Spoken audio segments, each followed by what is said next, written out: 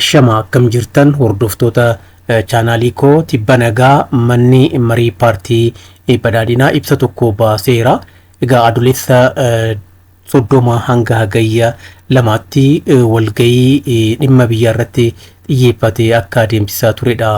Paartichi ibsa baaseen kan mirkaneesse ibsa ba'e keessatti egaa dhimmoonni murteessaa ta'an kan lakkoofsaan 7 gahan tarreeffamanii eeramaniiru.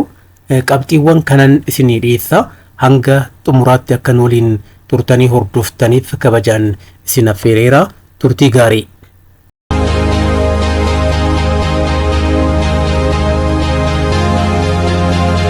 Kan jalqabaa egaa filannoowwan nagaa wal-dhibdee hambisan kallattii hundumaan yaaluu fi hidhattoota daandii nagaan qabsaa'uudhaaf murteessaniif waan barbaachisu hunda gochuu jedha.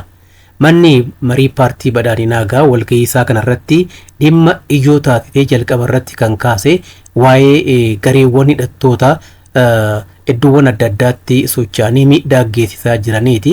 Egaa gareewwan kun karaa nagaatiin qabsaa'uudhaaf yoo murteessanii karaa nagaa filatan mootummaan deeggarsa barbaachisu hunda ni taasisaa fi haalas ni mijeessaa fi jechuudha. Kanaan dura akkuma beekamu egaa mootummaanis ta'ee uummanni waamicha nagaa dhiyeessee ture. Waamicha dhiyaataa fi ture kana fudhachuudhaan hamma tokko kanneen hidhannoo isaanii hiikkatanii gara hawaasaatti deebi'anii fi karaa nagaatiin socho'uudhaaf murteessan jiru. Egaa inni kun itti fufee kanneen bosonatti argaman karaa nagaatiin akka qabsaa'aniif mootummaan kan jajjabeessu ta'uu isaati. Egaa kanarratti kan eerame carraa kanatti ammoo fayyadamuun baay'ee barbaachisaa fi murteessaadha. Dhimmi lammataa egaa filannoo nagaa fudhachuu dhiisuudhaan humnoota uummataa fi qabeenya biyyaa irratti rakkoo uumuudhaaf kaan irratti karaa qindaa'aa ta'een seera kabachiisuu jedha. Kana jechuun maal jechuudha? Kanneen diddaadhaan socho'aa turan irratti tarkaanfiin seera kabachiisuu fudhatamaa ture.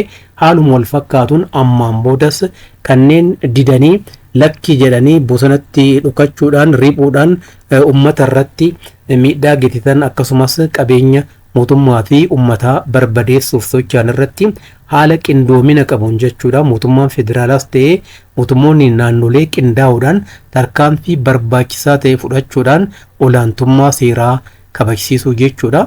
Kanaan duras hojjetamaa ture inni kun gara fuulduraattis egaa haaluma kanaan kan daran cimee itti fufa jechuudha.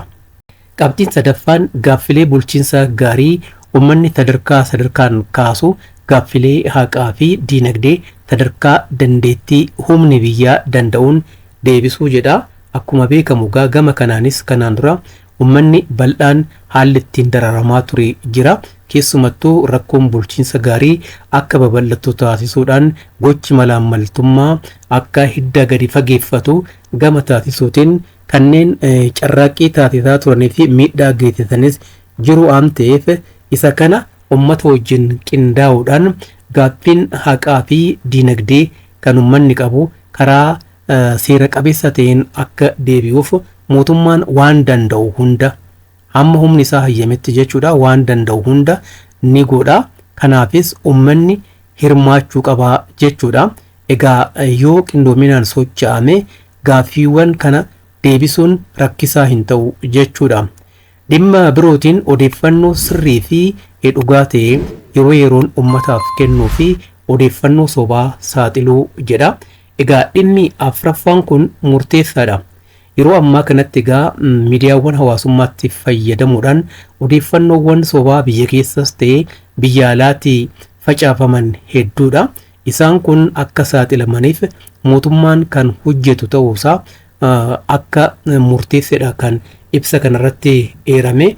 Kanuma wajjiniin wal qabatee immoo caasaan mootummaa kan keessaa kan paartiis ta'e odeeffannoo sirrii fi barbaachisaa ta'e gama yerootti hawaasa biraan ga'uutiin hanqinatu jira waan ta'eef kanarratti mari'achuudhaan hanqinni kun akka sirraa'uuf kan hojjetamu ta'uusaatu ibsa kenname kanaan mirkanaa'e.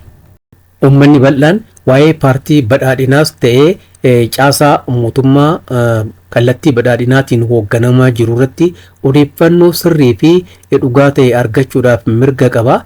Egaa mirgi isaa kun akka sarbamuuf qaawwi kan jiru ta'uu isaati mul'isa. Inni kuni ammaan booda caasaan mootummaas ta'ee paartii badhaadhinaa kan kallattii paartichaatiin hoogganamu odeeffannoo sirrii fi barbaachisaa ta'e kan dhugummaan isaa mirkanaa'e yeroo yerootti oduu addaan hin citin jechuudha.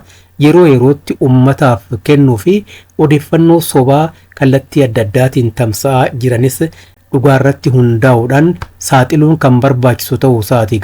Kan eerame kan biroo immoo hooggantootaa fi tajaajiltoota dhaabbileetti ramadamuudhaan hanqina naamusaa kan malaammaltummaa fi rakkoo bulchiinsa gaarii uuman irratti qabsaa'uu jedha. Egaa gama kanaanis akkuma beekamu caasaawwan mootummaa keessas ta'ee paartii keessa seenanii riphanii socho'uudhaan kan miidhaa geessisaa jiran akka jiran ni beekama. Keessumattuu uummanni rakkoo malaammaltummaatiin akka dararamuuf rakkoon bulchiinsa gaarii haala yaaddeessaa ta'een akka babal'atee jiru ni beekama waggoota darban keessa. Egaa gama kanaan kan shoora isaanii gumaachan jiru jechuudha. Hooggantoonni fi tajaajiltoonni dhaabbileetti ramadamanii jiran kana keessaa harka akka qaban ni beekama. Kanaaf hooggantootaa fi tajaajiltoota dhaabbileewwan adda addaatti ramadamuudhaan hanqina naamusaa qaban kan malaammaltummaa fi rakkoo bulchiinsa gaarii uuman irratti mootummaan kutannoodhaan caasaa paartichaa fayyadamuudhaan jechaadha. Kutannoodhaan tarkaanfii kan irratti fudhachuudhaan sirreessu ta'uu isaati ibsa mana marii paartii badhaadhinaatiin bahe kanaan kan mirkaneeffame. Dameewwan qonnaa kan industirii oomishaa, turizimii, albuudaa fi teeknoolojii odeeffannootiin hojiilee misoomaa eegalaman caalmaan milkeessuun inisheetiivoota eegalaman bu'aa qabeessa taasisu jijjiirama magaalaa fi baadiyaa hirmaannaa ummataatiin mirkaneessu jedha dhimmi jahaffaani. Egaa inni kunis dhimma murteessaa ta'edha jechuudha. Akkuma beekamu Itoophiyaa keessatti dameewwan adda addaa kan eeraman kanaan jechuudha. Qonna, industirii, oomishaa, turizimii, albuudaa fi teeknoolojii odeeffannootiin hojiiwwan babal'aa ta'anii kan hojjetamaa jiranii. Hojiiwwan eegalaman kun daran finiinanii bu'aa akka argamsiisaniif inisheetiivoonni adda addaa eegalaman jiru. Isaan kun bu'aa qabeessa akka ta'aniif jijjiirama magaalaa fi baadiyaa hirmaannaa ummataatiin mirkaneessuu jedha. Egaa guddinni dameewwan kanneeniin galmaa'u baadiyaattis ta'ee magaalota keessatti ummanni kan ittiin fayyadamu akka ta'uuf carraaqqiin kan taasifamu ta'uu isaati mirkaneessa. Isaan kun akka milkaa'aniif bu'aa barbaadamu argamsiisuu akka danda'aniif kutannoodhaan kan hojjetu ta'uusaa manni marii paartii badhaadhinaa egaa ibsa baase kanaan mirkaneesseera jechuudha. Egaa kallattii kanaan kan hojjetamu taanaan waggoota muraasa keessatti jechaadha yeroo gabaabaa keessatti bu'aan barbaadamu argamuun waan hin oolle waan ta'eef dhimmoota amma eeraman kananiin irrattis xiyyeeffachuudhaan kan hojjetamu ta'uusaa eerameera. Gama dippiloomaasiitiinis egaa karaa hundumaanuu dantaa biyyaalessaa Itoophiyaa kabachiisuudhaaf waliigalteerra kan gahame ta'uunsaa eerameera. Ibsa mana marii paartii badhaadhinaa kanaani. Egaa manni marii paartii badhaadhinaa dhimma kana yoo kaasu hojiiwwan armaan dura hojjetaman kan gama dippiloomaasiitiin hojjetaman jechuudha. Bu'aa argamsiisan qorateera jechuudha. Keessumattuu faayidaawwan biyyaalessaa gama eegsisuutiin carraaqqiin taasifame inni jira ni beekama. Akkuma beekamu gama hidha haaromsaatiin hojiin dippiloomaasii itti fufiinsa qabu hojjetameera. Egaa Itoophiyaan karra galaanaa akka argattuufis carraaqqiin eegalamee bu'aa abdachiisaa argamsiisaa jira. Gaaffiin karra galaanaa Itoophiyaan dhiyeessite karaa adda addaatiin carraaqqii taasifameen sadarkaa idil addunyaatiin fudhatama argachaa jira.